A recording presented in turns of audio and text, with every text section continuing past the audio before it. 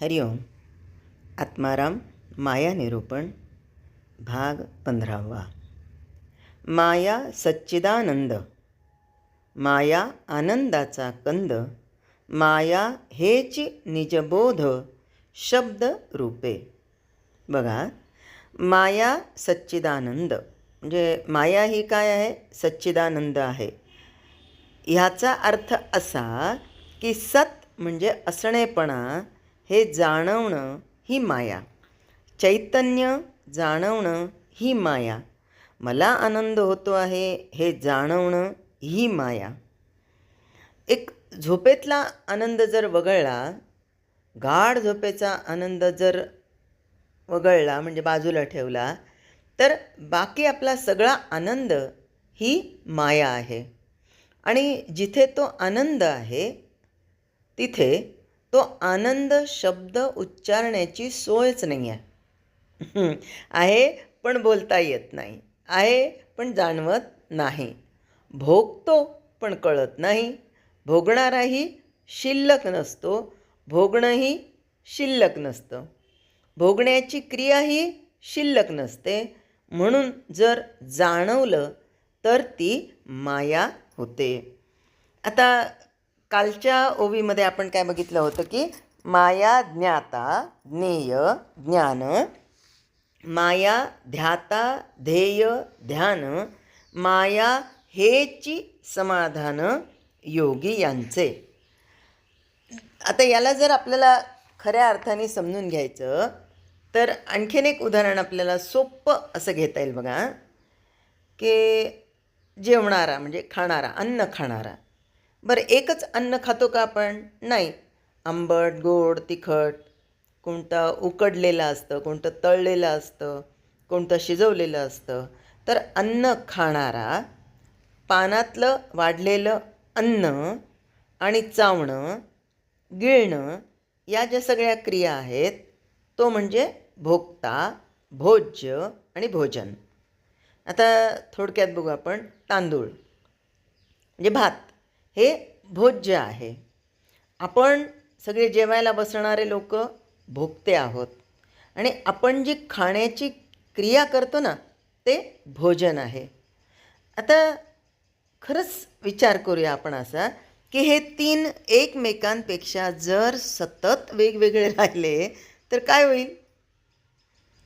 कसं होईल की खाण्याचा आनंद पदार्थ वेगळा असण्यात आहे खरं आहे, पण खाल्ल्यावरही पदार्थ वेगळा राहिला तर काय होईल? अहो, खाण्यापर्यंत वेगळा राहतो यात आनंद आहे, यात यात किंचितही शंका नाही. बरं, एवढंच नाही, गिळेपर्यंत वेगळा जाणवतो, हेही बरोबर आहे. आता तुम्ही जेवायला बसाल ना तेव्हा याचा थोडासा विचार करा की आता पोळी खातोय, भात खातोय, भाजी खातोय, भजे खातोय, आणखीन काही काही पदार्थ घ्या, पण हे सगळं गिळेपर्यंत वेगवेगळे आहेत, आहे की नाही? आणि पोटात गेल्यावरही जर यांनी संप पुकारला आणि ते जर म्हणाले की मी वेगळं असण्यात तुला आनंद आहे ना, तेव्हा मी वेगळाच राहतो, तर तर कसं होईल? अहो, अर्थातच डॉक्टरकडेच जावं लागेल. खाईपर्यंत वेगळं असणं योग्य आहे, खाल्ल्यानंतर ते एकरूप होऊन गेलंच पाहिजे. का बरं एवढा चकार? कारण ज्याचं अन्न पचलं आहे त्याला भोगता कोण, भोज्य कोण? अहो, ते सगळं एकरूपच आहे ना. आणि म्हणूनच ही माया ही सच्चिदानंद होते. कारण सच्चिदानंद हा शब्द झाला, आनंदाचा कंद हा शब्द झाला, निजबोध म्हणणं म्हणजे सुद्धा शब्द झाला. म्हणून समर्थ शब्द रूपे असं म्हणतात. या 15व्या ओळीमध्ये माया सच्चिदानंद, माया आनंदाचा कंद, माया हेच निजबोध शब्द रूपे. म्हणजे हे फक्त मायेसाठी उद्गारलेले हे काय आहेत तर शब्द आहेत. आणि म्हणून शब्दरूपानं जेव्हा आपण या गोष्टी वापरतो तेव्हा हे समजून घेण्यासाठी, कारण माया सच्चिदानंद म्हणलं तर मग परब्रह्म तर सच्चिदानंद आहे. सच्चिदानंद रूपाय विश्वोत्पत्त्यादि हेतवे तापत्रय विनाशाय श्रीकृष्णाय वयं नुमः.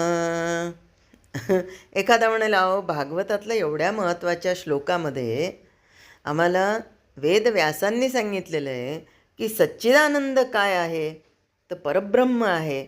आनंदाचा कंद कोण आहे, तर परब्रह्म आहे. निजबोध काय आहे, तर परब्रह्म आहे.